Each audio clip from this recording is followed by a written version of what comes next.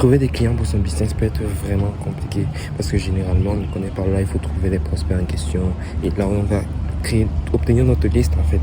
Donc, et moi également, j'ai eu ce problème-là lorsque je commençais mon agence, c'est-à-dire je ne connaissais pas, là, il fallait que je trouve des listes et je n'avais pas d'argent pour acheter des listes ou alors pour payer des logiciels pour obtenir des listes de cette façon-là. Donc, j'ai donc développé des moyens pour obtenir gratuitement des prospects pour mon agence et justement je vais vous le montrer dans cette vidéo.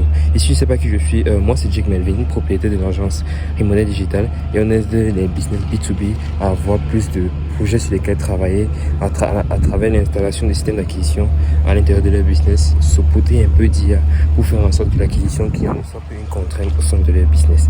Alors la première méthode pour obtenir des prospects sur Instagram, parce que c'est Instagram dont je parle, c'est les hashtags.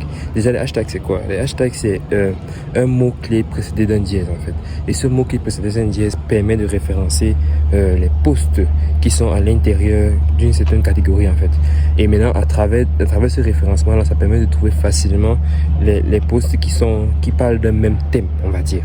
Et maintenant, comment utiliser les hashtags pour trouver tes prospects? Pour pouvoir l'utiliser, en fait, tu dois te mettre dans la tête de ton prospect et imaginer quels sont les types d'hashtags que celui-ci va utiliser pour référencer ses posts. Par exemple, moi, j'étais dans la niche des rénovations de maisons en fait. Et l'une des hashtags que les prospects qui sont dans la niche des rénovations de maisons utilisaient, c'était kitchen remodeling, hashtag kitchen remodeling, parce que en fait j'étais sur le marché anglophone. Donc quand je tapais hashtag kitchen remodeling, j'avais les résultats qui correspondaient à des rénovateurs de cuisine en fait sur le marché anglophone que je pouvais aisément maintenant contacter étant donné que j'avais déjà la possibilité de les trouver. Donc les hashtags permettent facilement de trouver les personnes une fois qu'on connaît déjà les thèmes que ces personnes utilisent. Et généralement, par exemple, si tu es dans une niche où les hashtags peuvent être génériques, donc par exemple, disons que tu cibles les agences pas des agences, mais disons que tu cibles les salles de sport. Si tu cibles des salles de sport et que tu mets hashtag gym, tu auras beaucoup de posts de personnes par exemple qui sont parties à la salle de sport et qui n'ont pas forcément une salle de sport en fait. Donc il faut parfois trouver des hashtags qui puissent te permettre de ne pas obtenir des résultats trop disons vastes et que tu aies des résultats assez restreints qui contiennent les gens que tu cherches en fait. Donc par exemple, si pour les gens de la salle de sport tu peux rechercher un équipement en particulier par exemple ou un service en particulier que les salles de sport vendent pour pouvoir avoir les prospects que tu souhaites avoir en fait. Ça c'était pour et il faut également oui en fait c'était ça pour les hashtags.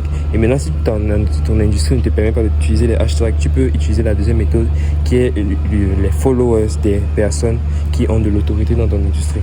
Donc en fait qu'est-ce que je veux dire par là? Ce que je veux dire par là c'est que dans ton industrie il y a forcément des gens que tes prospects suivent en fait, donc des influenceurs ou alors des logiciels que ceux-ci utilisent. Maintenant tu peux utiliser ces audiences-là pour avoir des personnes qui font partie de ta cible clientèle en fait. Donc généralement tu peux, par exemple si tu es par exemple moi je vais prendre un exemple sur moi. J'ai déjà été dans l'industrie des artisans en fait, comme je l'ai dit, les rénovateurs de cuisine, les rénovateurs de salle de bain. L'un des logiciels que sur le marché francophone que la majorité d'entre eux utilisent, c'est travaux.com. Ils utilisent travaux.com pour obtenir des clients pour leur business en fait.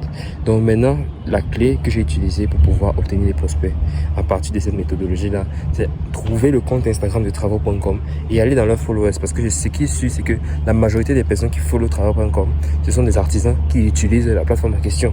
Aussi simple que ça. Donc c'est une méthode que tu peux utiliser pour obtenir les prospects qui sont intéressés par ce que tu fais en fait.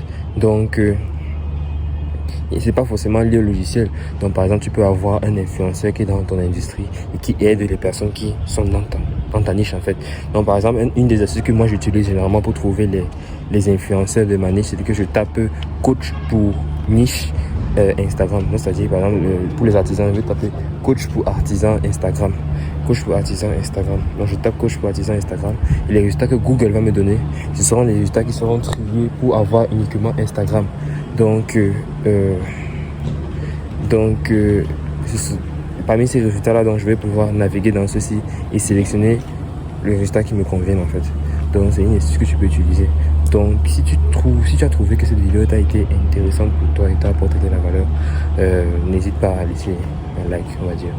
et c'est bon pour l'algorithme. C'est bon pour l'algorithme et c'est tout. À plus.